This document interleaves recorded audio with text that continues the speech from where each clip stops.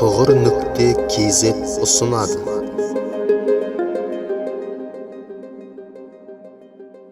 Біздің қараңыздар шариғатымызда осы нәрсенің бәрін ескерген.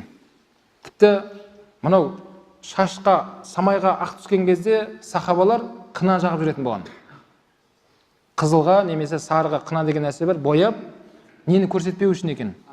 Ақ көр, яғни мен қартайғаныңызды кішкене сондай жасыру бар, қараға болмайды. Қап-қараға бояп алып, 50-дегі ағаларымыз 18 жасар жігіт болып қалмасын.